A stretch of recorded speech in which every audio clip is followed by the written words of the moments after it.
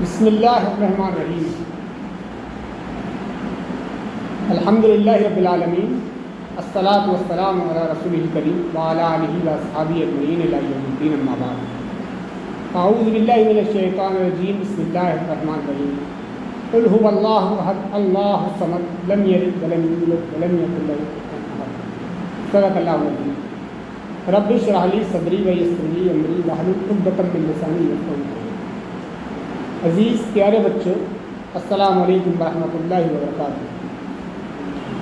ابھی میں آپ کے سامنے ایک چھوٹی سی گفتگو کروں گا، جس گفتگو کا عنوان ہے کہ 4 کام کر لیں آپ سیدھے جنت میں جاؤ۔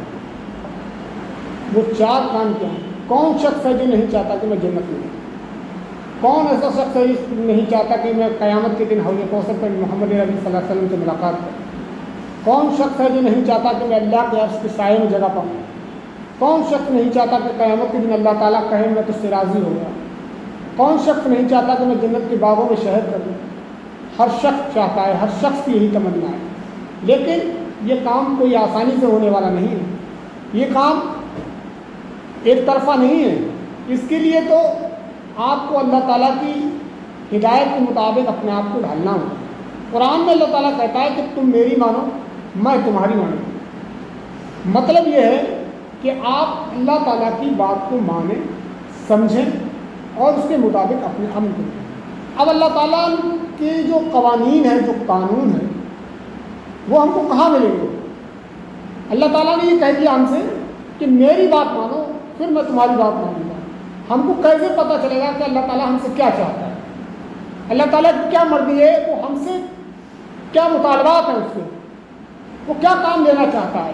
اس کی کیا مرضی ہے ہمارے ساتھ؟ تو اس کے لیے ہمیں قرآن مجید کی طرف رجوع کرنا پڑے گا، قرآن مجید پر غور و خوض کرنا پڑے گا، غور و فکر کرنا پڑے گا، تدبر کرنا پڑے گا، اس میں ڈوبنا پڑے گا۔ علامہ اقبال نے کہا تھا کہ اپنے من میں ڈوب کر پا جا سراغ زندگی، تو اگر میرا نہیں بنتا نہ بن اپنا تو بن۔ اپنے من میں ڈوبیے، غور و فکر کریے، تدبر کریے، تب آپ کو جا کر آپ کی منزل کا نشان ملے گا۔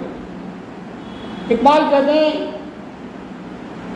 کہ خدا نے آج تک اس قوم کی حالت نہیں بدلی، نہ ہو جس کو خیال خود اپنی حالت بدلنے۔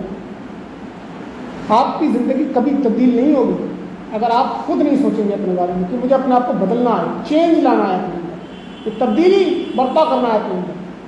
تبدیلی برپا کیسے ہوتی ہے؟ اس کے لیے آپ کو ایفرٹ دینا پڑے گا، ایفرٹ کرنا پڑے گا۔ کس طریقے سے سوچ وچار کرنا پڑے گا کہ میں کیا کام کروں جس سے میرے اندر ایک تبدیلی آئے۔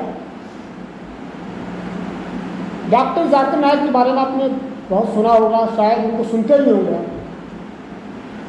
وہ ایک ڈاکٹر تھے، پروفیشن ان کا تھا ڈاکٹر، لیکن انہوں نے سوچا کہ مجھے دین کا کام کرنا ہے، دنیا میں اللہ کے پیغام کو لے کر اٹھنا ہے، اس پیغام کو لوگوں تک پہنچانا ہے، یہ کوشش کرنا ہے کہ یہ پیغام محمد عربی کے ذریعے ہم تک پہنچا تھا، اس کو میں لوگوں تک پہنچاؤں۔ انہوں نے یہ کام کرنے سے پہلے اپنی ماں سے کہا کہ ماں میں پروفیشن چھوڑ کر، ڈاکٹری چھوڑ کر یہ کام کرنا چاہتا ہوں۔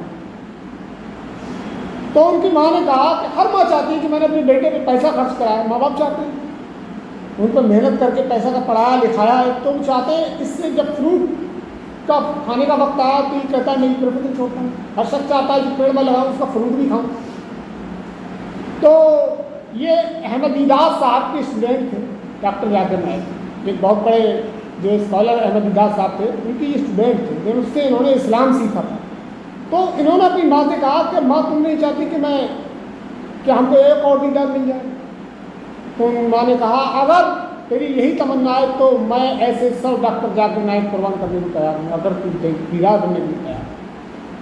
تو احمد دیدار کون تھے؟ جنہوں نے قرآن کو اپنایا تھا اور قرآن کی دعوت کو لے کر وہ دنیا کے سامنے گئے تھے، اسی دعوت کو لے کر ڈاکٹر ذاکر نائک۔ تو انہوں نے قرآن کو سمجھا، پہلے کہا یہ جو کیریئر دیتا ہے، یہ جو راہ دکھاتا ہے، یہ جو زندگی بخشتا ہے، وہ کہیں اور ملنے والی نہیں ہے۔ میں نے شروع میں کہا تھا کہ 4 چیزیں آپ کر لو سیدھے جنت میں جاؤ گے۔ وہ 4 چیزیں کیا ہیں؟ وہ 4 چیزیں ہیں: اللہ پر ایمان،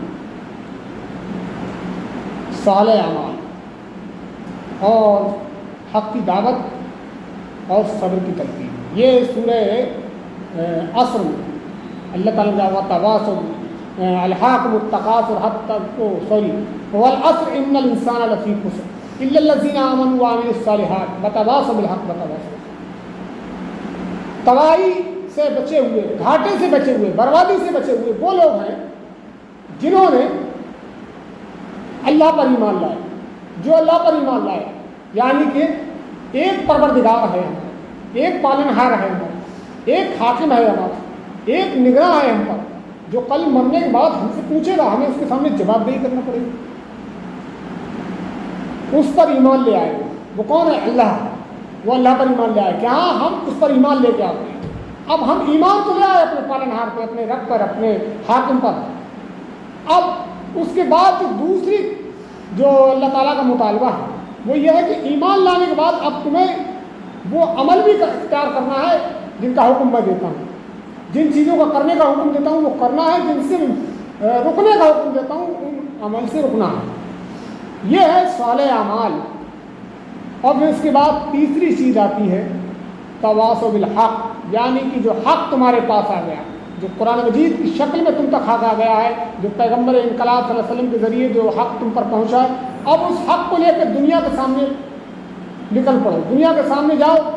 مولانا مودودی نے کہا تھا قرآن کی دعوت کو لے کر اٹھو اور پوری دنیا پر چھا جاؤ، قرآن کو اپنا امام بناؤ اور پوری دنیا کے امام بن جاؤ۔ آپ دیکھیے جب صحابہ کرام نے قرآن کو اپنا امام بنایا، دنیا کی امامت کی انہوں نے۔ خلفائے راشدین کی، جو ہمارے 4 خلفائے راشدین ہیں جنہیں خلافت راشدہ کہا جاتا ہے، انہوں نے جو ہے پوری دنیا پر حکومت کی۔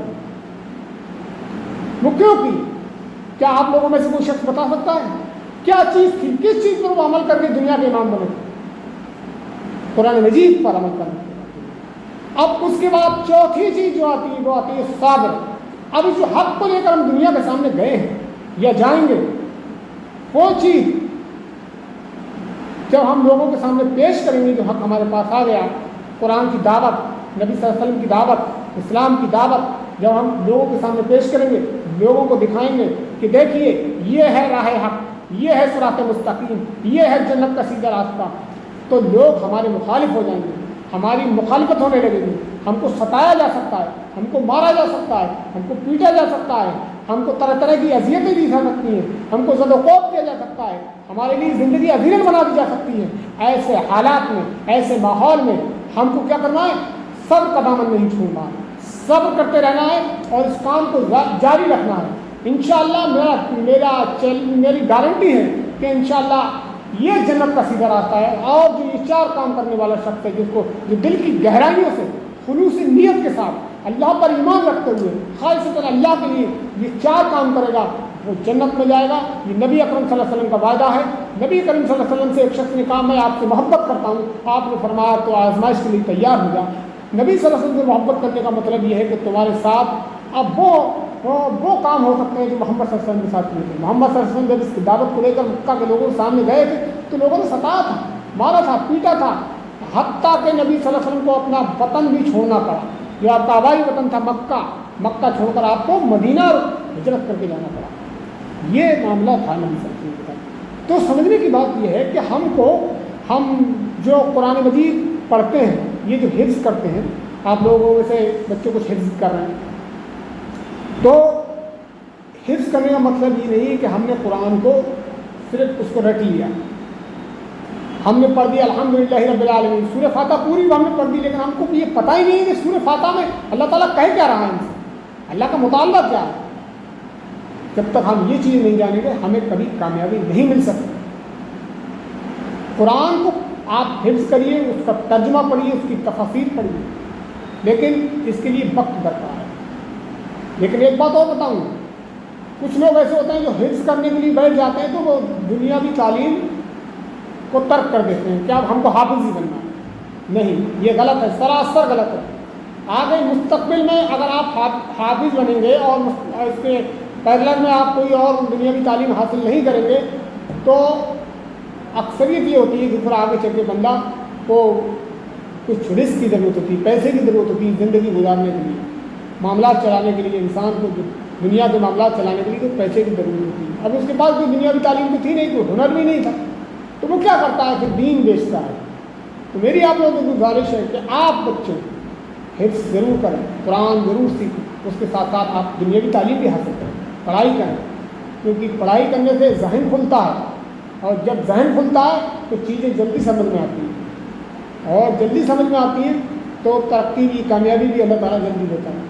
तो मैं आप लोगों से ये गुजारिश करता हूँ कि आप कुरान को समझें, समझ कर पढ़ें, उसका नाज़रा अच्छे से पढ़ें, फिर नाज़रा पढ़ने के बाद उसकी तिलावत अच्छे से करें, अच्छे तिलावत करने के बाद फिर उसको तर्जुमे के साथ पढ़ें। तर्जुमा जब पढ़ लें तो कोशिश करें कि तफसीर भी पढ़ें, लेकिन अभी आपकी उम्र इतनी नहीं है कि आप तफसीर तक जा सकें, तो आप पहले नाज़रा अच्छा सीख लें अच्छे से, फिर आप उसकी तिलावत भी करना सीखें, और तिलावत करना सीख जाएंगे तो तर्जुमा पढ़ें, भले ही एक आयत पढ़ें, एक आयत का तर्जुमा पढ़ें। मैं ये आपको बताता हूँ कि अल्लाह ताला कुरान में फरमाता है कि और पहुँचा दो मेरी तरफ से, चाहे तुम्हारे पास एक आयत ही के नाम, अल्लाह की एक आयत भी आपको पता है, कुरान की एक आयत भी आप जानते हैं, तो ये आपकी ज़िम्मेदारी है कि आप उस दीन को लेकर पहुंच जाएं।